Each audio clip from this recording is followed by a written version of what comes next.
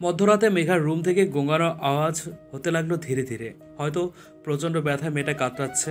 অর্ধঘুমে থেকেও কাউকে ডাকার চেষ্টা করছে, কিন্তু পাচ্ছে না। শরীরটা প্রচণ্ড দুর্বল লাগছে। তেষ্টায় গলাটা শুকিয়ে গেছে, সাথে হাতের ব্যথাটাও বেড়েছে। হাত অনেকটাই ফুলের ডোম হয়ে গেছে।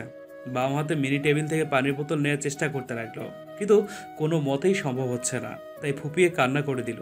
মেঘা যখন কান্নায় ব্যস্ত ছিল, তখন কেউ একজন মেঘার দরজায় নর ঘুরিয়ে রুমে ঢুকলো। মেঘাকে গঙ্গাতে দেখে হাতের মেডিসিনগুলো নিয়ে মেঘার পাশে গিয়ে বসলো, আর পানির বোতলটা নিয়ে মেঘাকে উঠিয়ে খাইয়ে দিতে লাগলো। মেঘাও যেন পানির তৃষ্ণা নিবারণের প্রায় অর্ধেক বোতল পানি ঢকঢক করে খেয়ে ফেললো। এরপর মেঘাকে ধরে শুয়ে দিল। মেঘা আধো আধো চোখ খুলে দেখতে লাগলো সামনের ব্যক্তিটিকে, কিন্তু রুমের ড্রিম লাইট থাকায় স্পষ্ট কিছু বোঝা গেল না সামনে কে বসে আছে। তবুও পরিচিত পারফিউমের সুবাস যেন বলে দিচ্ছে তার প্রিয় পুরুষটি এসছে, তার সন্নিকটেই বসে আছে। আর তার আলিঙ্গন পেতে ধীরে ধীরে তার কাছে গিয়ে কোমর জড়িয়ে ধরে সেই ব্যক্তির পেটে মুখ গুজল।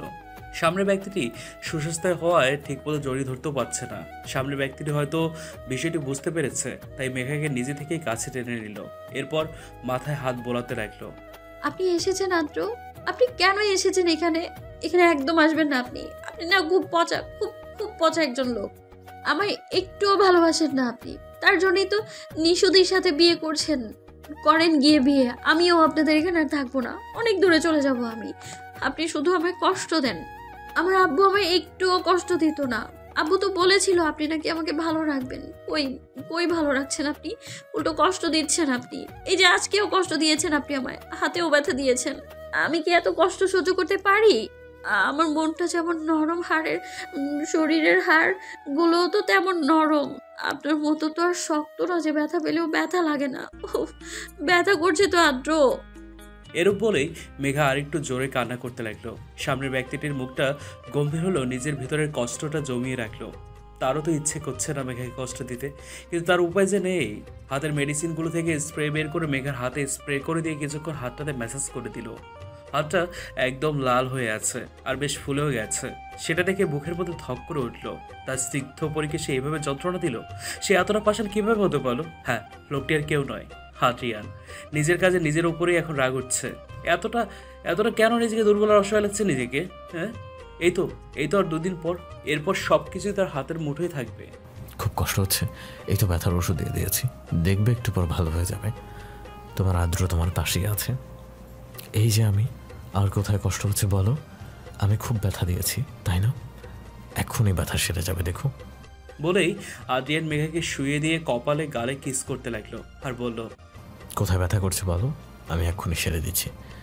এই যে তোমার আদ্র তোমার কাছে আসছে, কোথাও যায়নি, আমি তো এখানে আছি, একদম তোমার সন্নিকটে। এরূপ বলতে বলতে এলোপাতাড়ি চুমু দিতে লাগলো মেঘাকে। চুলের খোপাটাও খুলে ফেললো। এরপর ঘাড়ে হাত গলিয়ে ঠোঁটটা এগিয়ে দিয়ে বড় বড় নিঃশ্বাস নিতে নিতে চোখ মেলে একবার মেঘার দিকে তাকিয়ে দেখলো। মেঘাও নিভু নিভু চোখে আদ্রর দিকে তাকিয়ে থাকলো, আর ঘন ঘন নিঃশ্বাস নিতে লাগলো। আদ্রিয়া নিজেকে আর কন্ট্রোল করতে পারলো না। মেঘার ওই নরম ওষ্ঠে গভীরভাবে ছুঁয়ে দিল। মেঘাও যেন সেই মাতোয়ারা নেশা আসক্ত হলো, এক করে দিল নিজের ভিতরে থাকা সুপ্ত অনুভূতিগুলো। আদ্রিয়ান পুরো পাগলের মতো মেঘার ওষ্ঠে এলোপাতাড়ি কিস করতে করতে কয়েকটা কামড় দিল। এরপর ঠোঁট থেকে কিস করতে করতে নিচে আসতে লাগলো।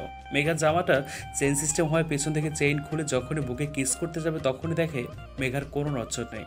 আদ্রিয়ান উপর দিক দিয়ে চেয়ে দেখলো মেঘা ঘুমিয়ে পড়েছে। আগেই মেঘাকে জ্বরের আর ব্যথার ওষুধ খাওয়ানো হয়েছে, যার জন্য মেঘার শরীর উত্তেজনায় নেতিয়ে গেছে। আর এর জন্যই আদ্রিয়ান স্পর্শ সহ্য করতে না পেরে ঘুমিয়ে পড়েছে। আদ্রিয়ান মেঘার কাণ্ড দেখে মুচকি হাসতে লাগলো। সামান্য আমার স্পর্শে তুমি এভাবে নেতিয়ে যাও, যখন তোমাকে আমার মাঝে পুরোটাই সমাহিত করবে তখন কি করবে? মনে হয় খুঁজেও পাওয়া যাবে না তোমাকে। এরপর মেঘার এলোমেলো চুলগুলো ঠিক করে দিল, গালে হাত দিয়ে আবার আলতোভাবে কিস করলো। এরপর যখন ঠোঁটের দিকে নজর গেল, তখন দেখলো যে তার পাগলামির সামান্য ঝলক। ঠোঁটের অবস্থা বেহাল, অনেক ব্যথা পেয়েছে হয়তো মেঘা, কিন্তু এগুলো তো অভ্যেস করে নিতে হবে ওকে, না হলে তো তারই সমস্যা হতে পারে। এসব ভেবেই আদ্রিয়ান মেঘার রুমের ড্রয়ার থেকে মলম বের করে বেডে আসলো। এরপর মেঘার ঠোঁটে আলতো করে কিস করে খুব যত্ন সহকারে মলম লাগিয়ে দিল। মেঘা জামাটাও ঠিক করে দিল। এরপর কপালে চেক করে দেখলো তার জ্বরটা আস্তে আস্তে কমতে শুরু করেছে, আর ঘাম দিচ্ছে। ঔষধে কাজে হয়েছে। আদ্রিয়ান মেঘার বাথরুমে গিয়ে একটা টাওয়াল ভিজিয়ে এনে মেঘার পুরো শরীর মুছিয়ে দিল, স্পর্শকাতর জায়গা ছাড়া। এরপর টাওয়াল আবার বাথরুমে রেখে সব কিছু গুছিয়ে মেঘার কম্বলের ভিতর ঢুকে মেঘাকে বুকে নিয়ে শুয়ে পড়ল। নিজের বুকের মধ্যে প্রশান্তি যেন উপসে পড়ছে।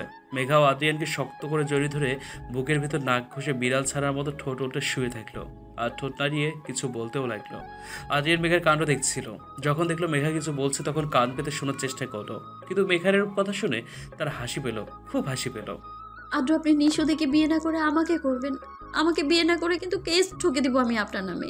তারপর পুলিশ আঙ্কেল আপনাকে হাজতে নিয়ে যাবে, ইয়া বড় বড় রশি দিয়ে বেঁধে। তখন আমিও আপনার এইসব ভিডিও করে নেটে পাবলিশ করে দিব, আর ক্যাপশন দেব, অবলা মেয়েকে প্রেমের জালে ফাঁসিয়ে প্রেগনেন্ট করে এখন অন্য একজনকে বিয়ে করছে।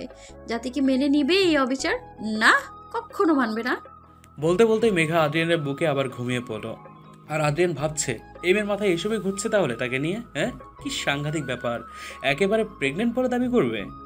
সমস্যা নেই স্নিগ্ধপরি, তোমার নকল প্রেগনেন্টকে আসল প্রেগনেন্ট করানোর দায়িত্ব আমার। ছোট বলে অনেক ছাড় দিয়েছি, আর নয়, এখন সময় হয়ে গেছে আমি পুরোটাকেই সামলানোর। বিয়ে করার যখন এত তাড়াহুড়া, তখন আর 2 দিন ওয়েট করো, আসল খেলা তখনই শুরু হবে। আপাতত শান্তিমতো ঘুমিয়ে নাও, কারণ পরের ঘুমগুলো তো আমি ঘুমাবো তোমার ঘুম কেড়ে।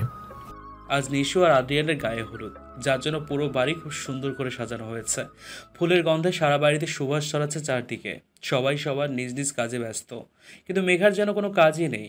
সে দাদিমার দাদিমার সাথে বসে আছে এক কোনায়, আর দাদিমা বিভিন্ন জুয়েলারি সিলেক্ট করছে।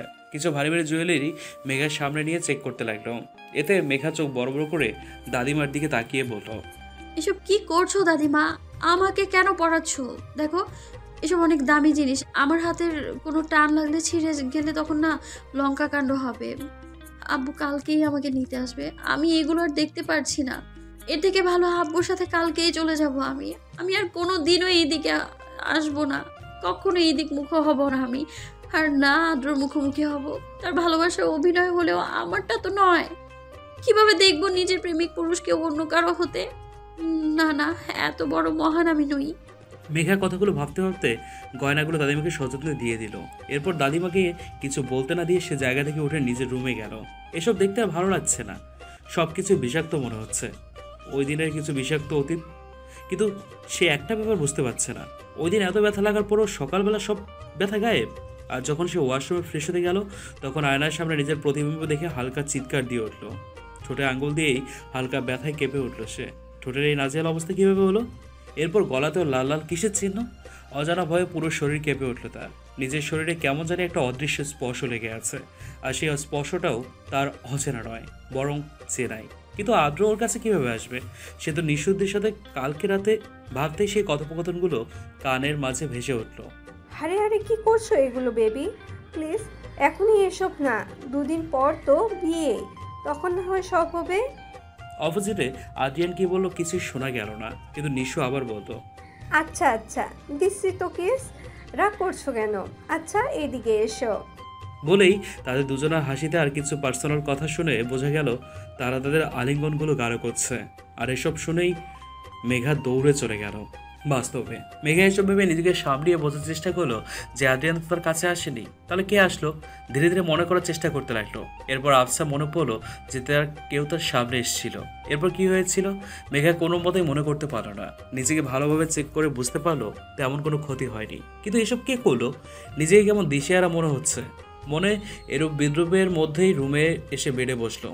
এরপর বেডে যখন বালিশে হাত দিল তখন কিছুটা হাতে বিঁধল মনে হলো। যখন জিনিসটা কি সেটা দেখার জন্য হাত সরালো, তখন জোরে চিৎকার দিয়ে দরজার কাছে চলে গেল। দাদিমা, নিশু আর আদ্রিয়ানকে ডাকতে লাগলো।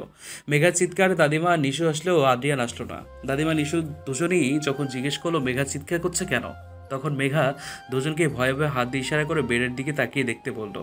দাদিমা নিশু মেঘার হাতের ইশারা অনুযায়ী রুমের ভিতরে ঢুকে বেডের দিকে তাকিয়ে কিছু আন্দাজ করতে পারেনি, তাই আরও কাছে গেল। তখন দেখতে পেল কতগুলো মরা কালো কালো পোকা বালিশের আশেপাশে ছড়িয়ে আছে, যা দেখে নিশু চিৎকার দিল, দাদিমাকে ধরে একটু পেছনে গেল।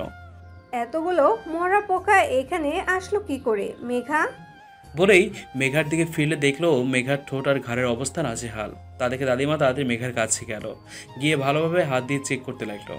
মেঘা, তোর এই অবস্থা কেন? কোনো এই পোকাগুলো তোকে কামড়ায়নি তো? নিশু দেখ তো, আর কোথায় কোথায় কামড়াইছে। মেয়েটার উপর থেকে বিপদ যায়ই না। দাদিমার কথায় নিশু মেয়েকে ভালো করে চেক করতে লাগলো। ঠোঁট আর ঘাত ছাড়া কোথাও কামড়ায়নি, কিন্তু ওরা এটাই বুঝছে না যে এতগুলো পোকা এখানে আসলো কোত্থেকে। আসলো তো আসলো একেবারে মেঘার বেডে। মেয়েটাকে দেখে এখন দুজনেরই মায়া হচ্ছে। এমনিতে ছোট, তার উপর 2 দিন পর পর কিছু না কিছু লেগেই আছে। আদ্রিয়ান যদি এইগুলো দেখে কি কাণ্ড করবে একমাত্র ওপরালাই জানে। দাদিমা তাড়াতাড়ি আদ্রিয়ানকে খবর পাঠাতে বললে খবর আসে সে অনেকক্ষণ আগেই আদ্রিয়ান জরুরি কাজে অফিসে চলে গেছে। তাই দাদিমা আর আদ্রিয়ানকে খবর দেয়নি। তাই তাদের একজন ফ্যামিলি ডক্টরকে কল দিয়ে আসতে বলল, কারণ যদি পোকাগুলো বিষাক্ত হয় তাহলে মেঘার বড় কোনো ক্ষতি হয়ে যেতে পারে। ডক্টর এসে মেঘাকে চেক আপ করে কিছু ওষুধ আর মলম দেয় আর বলে যায় যে চিন্তার কোনো কারণ নেই, 2 দিনের মধ্যেই ভালো হয়ে যাবে। দাদিমা আর নিশু মেঘাকে সুপার ওষুধ খাইয়ে দেয়, মলমও লাগিয়ে দেয়। এরপর তাকে রেস্ট করতে বলে রুম থেকে চলে যায়। এদিকে আমাদের মেঘারানী এতক্ষণে মনের মধ্যে থাকা কথাগুলো ভাবতে থাকে। দাদিমা নিশু থাকায় কিছু বলতে পারেনি, কিন্তু এখন ভাবতেই তার বমি চলে আসতেছে, কারণ পোকাগুলো তার ঠোঁটে উঠেছিল। ভাবতেই উল্টি আসতেছে। তাই তাড়াতাড়ি করে ওয়াশরুমে গিয়ে বমি করতে লাগলো। যা খেয়েছে তাও বের করতে লাগলো। সাবান দিয়ে ঠোঁটগুলো ঘষতে লাগলো, কিন্তু ঠোঁটের ব্যথা থাকায় বেশিক্ষণ সাবান আর পানি লাগাতে পারেনি। একটু ফোলা কমলেও এখন আরও লাল হয়ে গেল, আর ফুলও পুরো নাজেহাল অবস্থা। ব্যথায় মেঘা কান্না করে দিল। তারা এত সুন্দর ঠোঁটটার অবস্থা দেখে তার নিজেরই ভয় করছে। যতদিন না ঠোঁটের অবস্থা ভালো হচ্ছে ততদিন সে রুম থেকেই বের হবে না। দরকার হলে দরজা বন্ধ করে বসে থাকবে, তবুও তার এই রূপ আর কাউকে দেখাবে না। অন্যদিকে মেঘার কাণ্ড দেখে আদ্রিয়ান মুসকি মুসকি হাসছে। হ্যাঁ, মেঘার সাথে হওয়া সব কিছুই আদ্রিয়ান তার অফিসে বসে ল্যাপটপে দেখছে। যেহেতু মেঘার পুরো রুমটা সিসিটিভি দ্বারা আবৃত, সেহেতু মেঘার সকল কর্মকাণ্ড আদ্রিয়ানের নিজস্ব ফোনে বা ল্যাপটপে দেখে। কি স্নিগ্ধপরি, আমার স্পর্শ এত সহজে ধুয়ে ফেললে, কিন্তু তাতে তো তোমারই ক্ষতি হলো। স্পর্শগুলো তো মুছতে পারলেই না, উল্টো তো আরও গাঢ় হলো। দেখলে তো আমার স্পর্শ তোমাকে শাস্তি দিতে প্রস্তুত। কথাগুলো বলেই উচ্চস্বরে হাসতে লাগলো। তার হাসি পুরো অফিস রুমে চারদিকে বাড়ি খাচ্ছে। রুশ যখন স্যারের ক্যাবিনে ঢুকবে তখন দেখলো স্যার খুব হাসছে। এত হাসির কারণ কি বুঝতে পারলো না রুশ, কিন্তু তবুও ভালো লাগছে যে তার স্যার অনেকদিন পর মন ঘুরে আসছে। হয়তো এটার কৃতিত্ব তার মেঘা ম্যাডামের। রুশ নিজেও এখন খালি খালি অনুভব করছে, ইস, যদি আমারও যদি স্যারের মতো কেউ থাকতো তাহলে আমিও তাকে নিয়ে ভাবতাম। আশাপত তার মনের মানুষ ঠিক করে নিয়েছে। যেদিকে তাকায় সেদিকে শুধু ডাবল আর ডাবল। একা ওদের মাঝেই সে সিঙ্গেল আর কাবাবের হাড্ডি। এইসব চিন্তা করছিল আর নিজের নখ কামড়াচ্ছিল। ওদিকে আদ্রিয়ান যে কখন তার সামনে দাঁড়িয়ে আছে তার কোনো খেয়ালই নেই। আদ্রিয়ান যখন রুশের মাথায় ফাইল দিয়ে বাড়ি মারলো তখন নিজে সম্বিতে ফিরল। এরপর স্যারকে তার দিকে তাকিয়ে থেকে থেকে ঢোক কিনল একটা। কোথায় মন দিয়ে বসে আছো রুশ? এত কি ভাবছো যে ডাক দিলেও সাড়া পাওয়া যাচ্ছে না? এভাবে কিন্তু নিজের কাজে ফোকাস হারাবে। তোমাকে নিয়ে আমার অনেক এক্সপেকটেশন, বুঝতে পারছো? নিরাশ করবে না আমায়। রুশ নিজেকে স্বাভাবিক করে বলল, ইয়েস স্যার, আপনার আশা কখনোই বিফলে যাবে না। আমার সর্বোচ্চ দিয়ে চেষ্টা করব স্যার। গুড, যাও এখন গাড়ি বের করতে বলো, ক্লায়েন্টরা অপেক্ষা করছে। জি স্যার। রুশ তাড়াতাড়ি বের হয়ে গাড়ি বের করতে বলল ড্রাইভারকে। এরপর রুশ ও আদ্রিয়ানের সাথে 5 স্টার হোটেলে যাওয়ার জন্য রওনা দিল, কারণ ওইখানেই দুবাইয়ের ক্লায়েন্ট আছে যারা গতকাল রাতেই হোটেলে উঠেছে অনেক বড় একটা ডিল সাইন করার জন্য, যার জন্য আদ্রিয়ান খুব সকালে অফিসে চলে আসছে। এর মধ্যেই 2 দিন কেটে যায়। মেগা রুম থেকে বেরো হয়নি, আর না কাউকে রুমে ঢুকতে দিয়েছে। খাবার বাইরে থেকে নিয়েই দরজা আটকে দিয়েছে। রুমের মধ্যেই নিজেকে বন্দি রেখেছে। এতে অবশ্য বাকিদের সুবিধা হয়েছে অনেক কিছুতেই, যা মেঘার অজানা। তাই কেউ মেঘাকে রুম থেকে বেরোনোর জন্য বলেনি, কিন্তু কেউ রুমে না ঢুকলেও একজন মধ্যরাতে ঢুকে আর তার জানের যত্ন নেয়। সারাদিনের ক্লান্তি মেটায় তার জানকে দেখেই। এরপর ভোর হতে তো আবার বের হয়ে যায়, যা মেঘার সম্পূর্ণ অজানা। সে তো তার বের হয়ে আছে এই ভেবে যে তার কাছের মানুষটি একবারও তাকে দেখার জন্য আসেনি। অবশ্য আসবে বা কেন, সে তো তার বিয়ে নিয়ে ব্যস্ত, তার জন্য কি সময় আছে? কিন্তু না, তাকে দুর্বল হলে চলবে না। তাই একজন সার্ভেন্ট থেকে লুকিয়ে মোবাইল নিয়ে তার আব্বুকে ফোন দিয়ে সব জানায়। তার আব্বু এসব শুনে অবাক হয়, কারণ তার জানা মতে আদ্রিয়ান কখনোই এসব করবে না তার মেয়ের সাথে। কিন্তু এসব যখন করছে তখন নিশ্চয়ই কোনো কারণ আছে।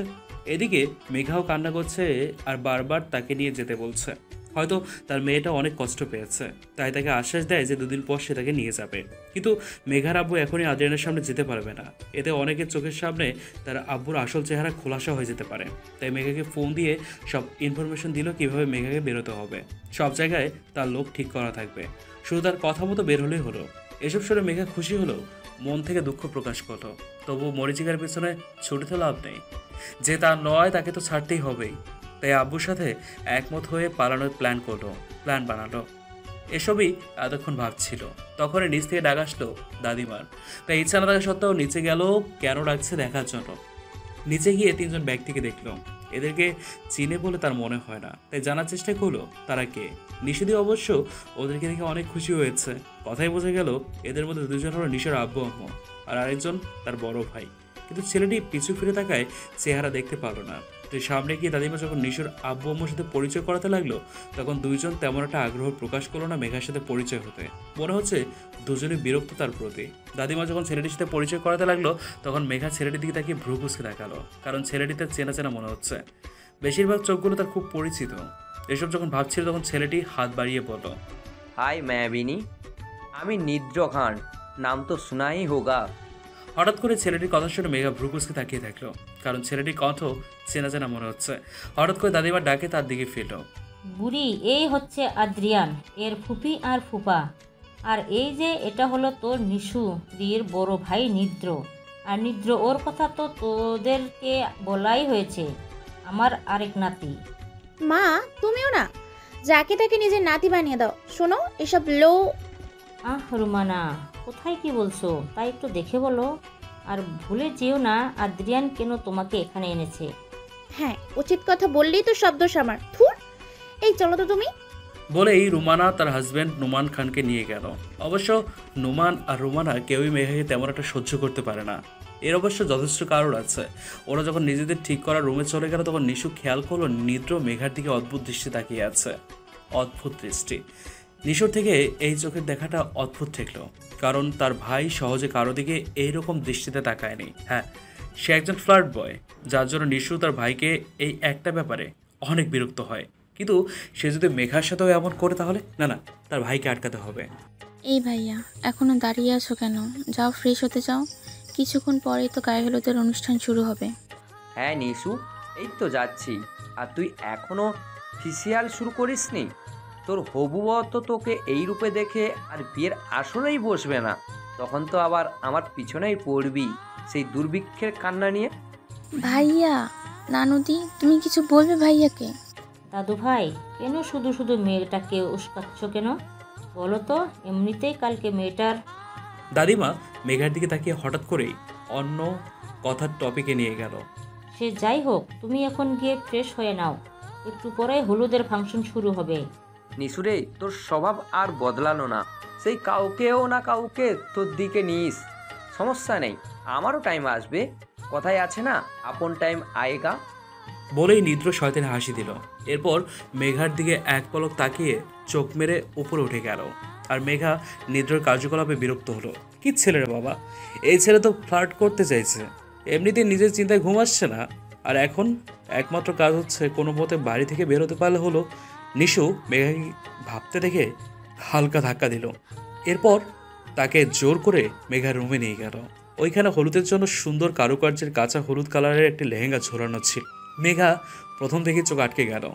আজকে তুমি এটাই পরবে, ঠিক আছে? আমি স্পেশালি তোমার জন্য অর্ডার করেছি। তোমার আর আমার অনেকটাই সেম ডিজাইন, শুধু কালারটা বেশি কম। আমারটা অরেঞ্জ কালারের। কিন্তু নিশুদি, আমি কেন এরকম ড্রেস পরতে যাব? হলুদ হচ্ছে তোমার, আর ওইখানে আমি মানে ওইখানে এইভাবে গেলে তো সবাই মানে আমার হলুদ ভাববে না। আর আমার সত্যি না ভালো লাগছে না অনুষ্ঠানে যেতে। আমি বরং তোমাকে কিভাবে সাজাই সেটাই না হয় দেখি কেমন। বলেই মেঘা নিশুকে জড়িয়ে ধরে মুচকি হাসার চেষ্টা করলো। মায়ের খাবে নাকি আমার? শোনো শোনো, তুমি যখন আমাকে দি বলে ডাকো তখন তুমি আমার ছোট বোন, আর বড় বোনের বিয়েতে ছোট বোন সাজ, এটা হতে পারে না, তাই না? কিছুক্ষণ পরে পার্লারের লোক আসবে সাজাতে, তাদের কাছে লক্ষ্মী মেয়ের মতো সেজে নিবে, ঠিক আছে? ও নিশুদি, তুমি আমার লক্ষ্মী দি, তো প্লিজ আমাকে পার্লারের লোক দিয়ে সাজিও না। আমার একদম ভালো লাগে না ওদের ভূত সাজতে। আর এর থেকে আমি যতটুকু পারি ততটুকুই সাজবো। আচ্ছা দাও, তোমার কথা মতো ড্রেসটা পরে নিচ্ছি, দাঁড়াও। তো প্লিজ আমাকে তাদের হাতে সাজতে বলো না, প্লিজ প্লিজ। মেঘার ইনোসেন্ট মার্কের কথা শুনে নিশুর খুব হাসি পেল। মেয়েটা আসলেই বাচ্চা। মেঘার প্রতি এত রিকোয়েস্ট নিশু আর না করতে পারল না, তাই মেঘাকে রেডি হতে বলে সে নিজের রুমে গেল। কিছুক্ষণ পর পার্লারের মেয়েরা চলে আসবে। যেতে যেতে মোবাইলে কাউকে মেসেজ করে মেঘার আপডেটটা জানিয়ে দিল। সেও কিছুটা পাঠালো, যা দেখে নিশুর মুখে হালকা হাসির রেখা দেখা গেল। এখন সব কিছু ভালো ভালো হলো ভেবেই দীর্ঘ নিঃশ্বাস ফেলে রুমে গেল। সন্ধ্যার দিকে মেঘা সম্পূর্ণ রেডি হয়ে আয়নার মধ্যে নিজেকে দেখতে লাগলো। নিজেকে দেখে নিজেই অবাক হলো। হঠাৎ করে তাকে বড় বড় লাগছে, মুখে আলাদা এক রমণীর ভাব ফুটে উঠেছে। লেহেঙ্গার সাথে ওনার সুন্দর করে মাথায় হিজাব বাঁধলো, মুখে হালকা প্রসাধনী। কাঁচা ফুলের গয়না থাকলেও তা সে পরল না। নিজেকে এত সাজাতে ভালো লাগছে না, একমাত্র নিষেধই বলেছে বলে আর দাদিমা এসে রিকোয়েস্ট করে বলে গেছে বলে লেহেঙ্গাটা পরতে। তাই সে আর না করতে পারেনি, কারণ এই দুজনেই এই কয়েকদিনে মেঘাকে অনেক আপন করে নিয়েছে, যার জন্য তাদেরকে না করার মতো সাহসা দেখালো না। কালকে তো চলেই যাবে, আজ না হয় তাদের এই ইচ্ছেগুলো পূরণ করে যাক। এসেও ভাবছিল, তখনই দরজায় টোকা পড়ে। তাতে গিয়ে দরজা খুলে দেখলো দাদিমা দাঁড়িয়ে আছে, হাতে কিছু গয়নার বক্স। মেঘাকে দেখতেই দাদিমা বলল, মাশাল্লাহ, আমার বুড়িটাকে কি যে সুন্দর লাগছে। কথাটা বলে রুমে ঢুকে গয়নার বক্সটা টেবিলে রেখে মেঘার মাথায় করে কিছু দোয়া দরুদ পড়ে দিল। এরপর হাতের কনিষ্ঠ আঙুলে কামড় দিয়ে মেঘাকে মন ভরে দেখতে লাগলো। আসলে মেয়েটাকে আজও খুব বড় লাগছে, খুব বড় লাগছে। আর কি মায়ার না চেহারায়। কিরে বুড়ি, তুই ফুলের গয়নাগুলো পরিসনি কেন? নিশু দেখলে কিন্তু রাগ করবে। আসলে দাদিমা, আমার ফুলের গয়না ভালো লাগে না, তাই পরিনি। এমনিতেই তো দেখো ঠিক লাগছে না, আর কিছু পরার দরকারও নেই। কি যে বলিস না, সে যাই হোক, দেখতে এই গয়না পছন্দ হয় কি না। একটা সুন্দর ডায়মন্ডের নেকলেস মেঘার গলায় পরিয়ে দিয়ে আয়নার মধ্যে দেখতে লাগলো। মেঘা হঠাৎ করে এত দামি গয়না পরানোতেই চমকে গেল।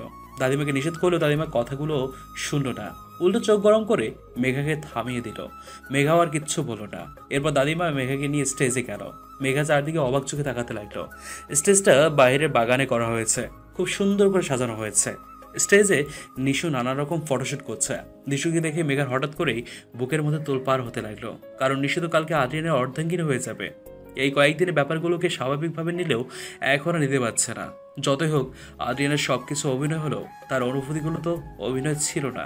সে তো তার সর্বোচ্চ দেওয়ার চেষ্টা করেছিল। কিন্তু আদ্রিয়ানের এরূপ বদলানো দেখে বুঝতে পারলো আদ্রিয়ানের শুধু হাতের পুতুল সে। এসব ভাবতে ভাবতে দাদিমা স্টেজে নিয়ে আসলো মেঘাকে।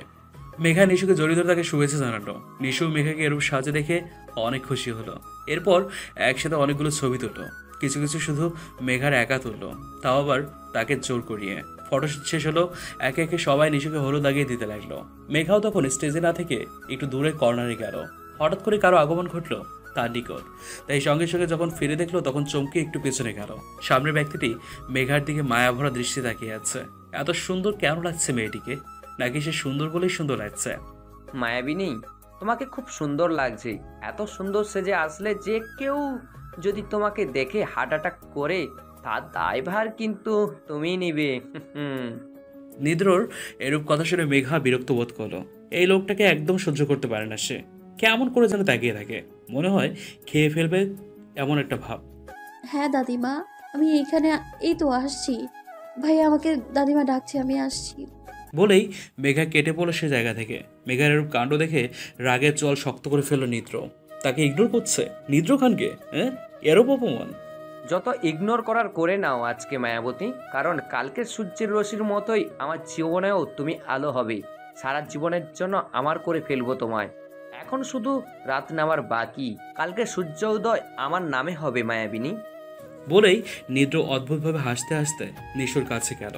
হলুদ অনুষ্ঠান প্রায় শেষের দিকে, কিন্তু এই অনুষ্ঠানে আদ্রিয়ানের কোনো ছায়াও দেখা যায়নি।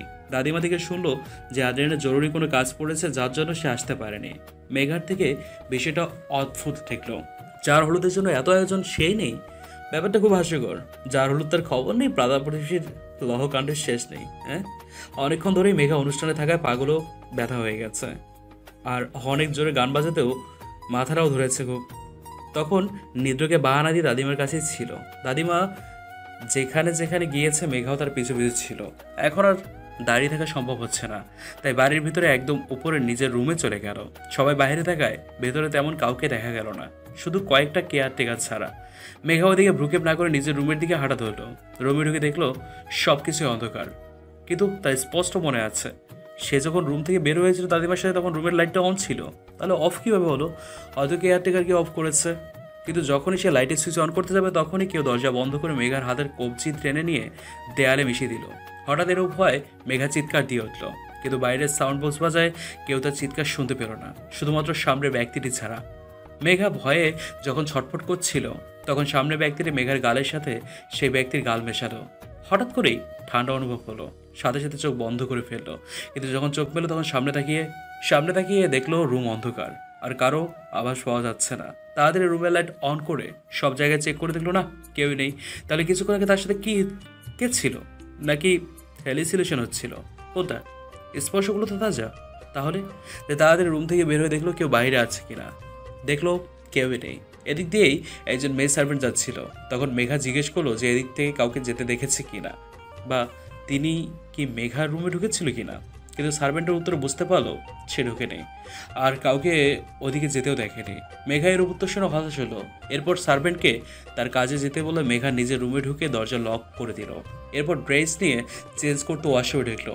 চেঞ্জ করে এরপর যখন মুখের প্রসাধনী ধোয়ার জন্য ওয়াশরুমে মিররের মতো চোখ পড়লো তখন চোখ বড় বড় করে তাকিয়ে থাকলো, কারণ বাগালে প্রায় অনেকখানি হলুদ লেগে আছে।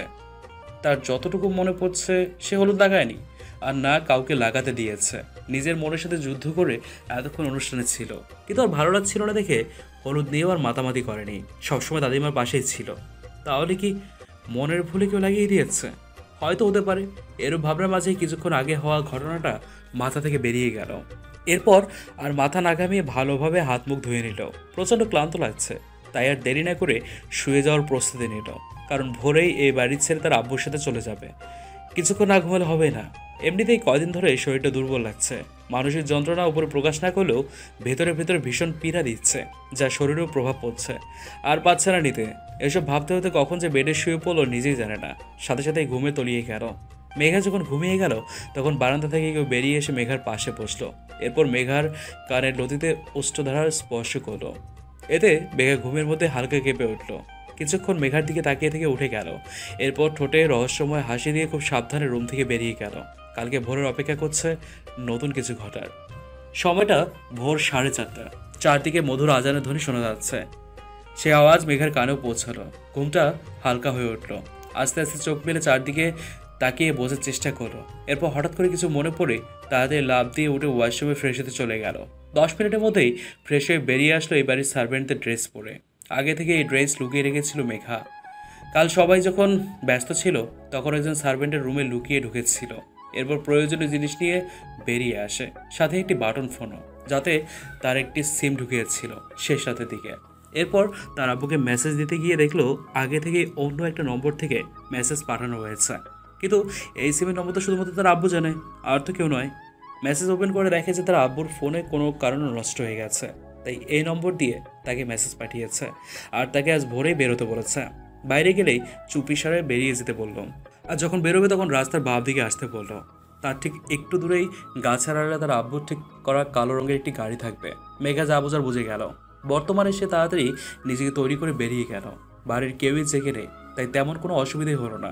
যখন বাড়ির দরজার দিকে গেল তখন দেখলো কোনো প্রহরে নেই। বিষয়টা অদ্ভুত লাগলো। বাইরে এসেও কোনো কাউকে দেখতে পেল না সে। হয়তো আব্বু কোনোভাবে প্ল্যান করে লোকগুলো সরিয়ে দিয়েছে, তাই সেই দিকে আর মাথা না ঘামিয়ে সোজা বের হয়ে গেল। যখন মেইন গেট দিয়ে বের হবে তখন পিছু ফিরে বাড়িটিকে আরেকবার পর্যবেক্ষণ করলো। দীর্ঘ 3 মাস এই বাড়িটিতে কাটিয়েছে সে, তাই ছেড়ে যেতে কষ্ট হচ্ছে। এই বাড়িটিকে নিজের বাড়ির মতোই ভেবেছিল, সাথে বাড়ির মালিককেও। কিন্তু এসব ভেবে দীর্ঘ নিঃশ্বাস ফেলল সে। চোখের কোনো অশ্রুরা ভিড় করলো, কিন্তু নিজেকে ধাতস্থ করে বেরিয়ে পড়লো সে। পিছে ফিরে তাকিয়ে লাভ নেই। সকাল 11টা। সূর্যের প্রকোপ তাপ বাড়তে লাগলো। তাপ বেশ উত্তপ্ত হয়ে আছে আবহাওয়া, সাথে পরিবেশটা গরম হয়ে আছে। সেই গরমের প্রকোপে কারো গায়ে লাগছে তো কারো গায়ে হিম শীতলের ছোঁয়া। মেঘা আপাতত বসে আছে বললে ভুল হবে। তাকে বেঁধে রাখা হয়েছে গোল আলিশান খাটে। মুখে কোনো রকম প্রসাধনী ছিঁড়ে পড়াও নেই। অনেক ছোটাছুটি চেষ্টা চালাচ্ছে, কিন্তু পাচ্ছে না। হাতে দড়ির দিকে তাকিয়ে দেখলো হাতের চামড়া ফেটে রক্ত পড়ছে। আজ তার একটা ভুলের কারণে এই জায়গায় সে কি করে যে এই ব্লান্ডারটা করলো। ভোরের কথা ভাবতে লাগলো। বাইরে যখন গেট থেকে বেরিয়ে বাঁ দিকে রাস্তায় হেঁটে কালো গাড়িটি দেখতে পারলো তখনই বুঝে গেল এটি তার আব্বুর বলা গাড়িটি। তাই কোনো কিছু যাচাই বাছাই না করে সে গাড়িটিতে উঠে গেল। দরজা খোলাই ছিল, কিন্তু যখন উঠলো তখন সেখানে পরিচিত কেউই ছিল না। তার আব্বুকেও দেখতে পেল না। তার জানার মধ্যে তার আব্বুর নেওয়ার কথা ছিল, কিন্তু তখনই পাশে থেকে কেউ একজন মেঘার নাকে কিছু একটা স্প্রে করলো। হঠাৎ এমন হওয়াতে মেঘা কিছুই বুঝলো না, কিন্তু যখন বিষয়টা বুঝতে পারলো তখন অনেকটাই দেরি হয়ে গেছে। চারদিকে ঘোলা দৃষ্টি নিক্ষেপ করলো। এরপর কেউ একজন তার মাথাটা করে রাখলো আর তাড়াতাড়ি গাড়ি স্টার্ট করতে বললো। আদ্রিয়ান, দেখলি তো সিংহের রাজ্য থেকেই সিংহিনীকে বশ করে নিয়ে যাচ্ছি, আর তুই কিছুটি করতে পারলি না। সব সময় তুই জিততে পারবি না। এইবার তোর কলিজার উপর হাত দিয়েছি, দেখি কিভাবে আমার হাত থেকে তাকে বাঁচাস। আর মাত্র কয়েক ঘন্টা, এরপর সে চিরদিনের জন্য আমার হয়ে যাবে, আর কোনোদিন তুই মায়াবতীর ঠিকানাও পাবি না। কথাগুলো বলতে বলতে মেঘার দিকে তাকালো সেই লোকটি, যে মেঘাকে এত কষ্ট করে এইভাবে নিয়ে এসছে। অনেক বেগ পেতে হয়েছে এর জন্য, কিন্তু শতকষ্ট পানি হয়ে গেল যখন মেঘাকে তার নিকটে দেখলো। প্রাপ্তির হাসি হাসলো। এখন শুধু আসল কাজ বাকি, দ্রুত করতে হবে, নইলে সব প্ল্যান ভেস্তে যেত। মেঘা সম্পূর্ণ জ্ঞানে থাকলেও কিছু কিছু কথা কানে স্পষ্ট বাড়ি খাচ্ছিল। এই মুহূর্তে এসব মনে করছে আর নিজেকে দোষারোপ করছে। কেন যে তার আব্বুকে ফোন না করে বের হয়েছিল কে জানে। এখন পড়েছে বিপদে। আদৌ কি কেউ জানে যে সে কিডন্যাপ হয়েছে? অবশ্যই এটাকে তো কিডন্যাপ বলে না। নিজে নিজে যে গাড়িতে উঠে তাকে কেউ কিডন্যাপ বলে? হ্যাঁ, এটা তো সে ফাঁদে পড়েছে। সেই ফাঁদের বিষয়টা শুধু সেই জানে, আর তো কেউ নয়। হঠাৎ করে নিজেকে অসহায় মনে হচ্ছে। মন থেকে বারবার আদ্রর কথা আসছে, কিন্তু আদ্র তখন নিজের বিয়ে নিয়ে ব্যস্ত। সে আদৌ বাড়িতে আছে কি না নেই তার খবর কি আর রাখবে? রাখবে না তো। আব্বুও তো জানে না সে বাড়ি থেকে তার মেয়ে বেরিয়ে গেছে। এখন সে কীভাবে পালাবে এখান থেকে? পালাতে তো চেয়েছিল, যার জন্য এখন তাকে বাধা রাখা হয়েছে। আগের বার যে লোকটি তাকে কিডন্যাপ করেছিল সেই লোকটি আবার তাকে কিডন্যাপ করেছে। মানুষটিকে সচক্ষে এখনও পুরোপুরি দেখেনি, কারণ মুখে রুমাল বাঁধা। আর তার থেকে বড় কথা, লোকটি নাকি এখন তাকে বিয়ে করবে। এটার জন্য তো মেঘার কলিজে পানি শুকিয়ে গেল। কি করবে সে কিছুই বুঝতে পারছে না। দুইজন মেয়ে সার্ভেন্ট দিয়ে কোনো মতে লাল একটু বেনারসি পরিয়ে মাথায় ঘুমটা দিয়ে আছে। কোনো প্রসাধনী লাগাতে দেয়নি, এতে ওই লোকটি আর বাধা দেয়নি। তার কথা হলো যতটুকু হয়েছে এতেই কাজ চলে যাবে। কিছুক্ষণের মধ্যে দুজন সার্ভেন্ট এসে মেঘাকে জোর করে নিচে নিয়ে যায়। এতে মেঘা হোঁচট খেলেও কেউ আগ্রহ প্রকাশ করেনি, পায়ে ব্যথাও পেয়েছে। নিচে গিয়ে দেখে একজন কাজী আর দুজন কালো কোট পরা লোক বসে আছে। বোঝা যাচ্ছে এরা উকিল। এরপর মেঘা জোর করে অচেনা লোকের পাশে বসিয়ে দিলে মেঘা উঠতে চাইলে লোকটি মেঘার হাত চেপে ধরে। মেঘার চিৎকার পুরো হল রুমের দেয়ালগুলো কেঁপে উঠছে। কাজী যখন বলল, মেয়ে তো মনে হয় বিয়েতে রাজি না, এমন বিয়ে করানো তো আমার পক্ষে আর বলতে পারো না। অচেনা লোকটি পকেট থেকে গান বের করে কাজীর মাথায় নিক্ষেপ করে ধরল। আপনাকে বেশি কথা বলা হয়নি, যা বলা হয়েছে তাই করেন। কাজী ভয়ে আর কিচ্ছু বলতে পারেনি, বিয়ে পড়ানো শুরু করলো। এদিকে মেঘা চিৎকার করছে দেখে লোকটি মেঘার গলায় গান ধরে রাখলো। এতে মেঘা ভয়ে পেয়ে ফুপিয়ে ফুপিয়ে কান্না করতে লাগলো। কি এক পরিস্থিতিতে পড়ে গেল সে। এখন এই লোকটাকে বিয়ে করতে হবে তার। কাজী যখন কবুল বলতে বলে তখন মেঘা চুপ করে থাকে, কোনো মতেই কবুল বলে না। লোকটি যখন মেঘাকে কিছু বলতে যাবে তখনই কোত্থেকে গোলাগুলি আওয়াজ হতে লাগলো। লোকটি তাড়াতাড়ি মেঘাকে নিয়ে দাঁড়িয়ে যায়। কাজী আর উকিলগুলো নিজেদের প্রাণ রক্ষার জন্য সোফার নিচে লুকিয়ে পড়ে। দরজা দিয়ে আদ্রিয়ান পুরো কিলার রূপে দুই হাতে গান নিয়ে ঢুকলো। এরপর পুরো ভিলেনি স্মাইল দিয়ে মেঘার ওই লোকটার দিকে তাকিয়ে বলল, কিরে শালা, তোরা আমার পিচ্ছি বোর্ডারে নিয়ে এত টানাটানি করিস কেন? আমার বোর্ডে আমি এখনও টানাটানি করতে পারিনি, আর তোরা কি করছিস? আবার বিয়ে করাচ্ছিস? দম আছে তোদের? হ্যাঁ। আদ্রিয়ানের এরূপ কথাতে অচেনা লোকটি ঘাবড়িয়ে গেল, কারণ আদ্রিয়ানের তো এখানে আসার কথা না। আদ্রিয়ান কেন? কারোরই এখানে ঠিকানা পাওয়ার কথা না। এটা একটা সিক্রেট বাড়ি, যা শহর থেকে প্রায় অনেকটাই দূরে আর প্রায় জঙ্গলের ভিতরে। ওর ওই গুপ্ত সাম্রাজ্য। না না, এখন মেঘাকে তুলে দিলে চলবে না। তার মায়াবতীকে তার থেকে কেউ কেড়ে নিতে পারবে না, তাকে কিছু করতেই হবে। তাই মেঘার গলায় বন্দুক নিক্ষেপ করলো। এখন এটাই একমাত্র পন্থা।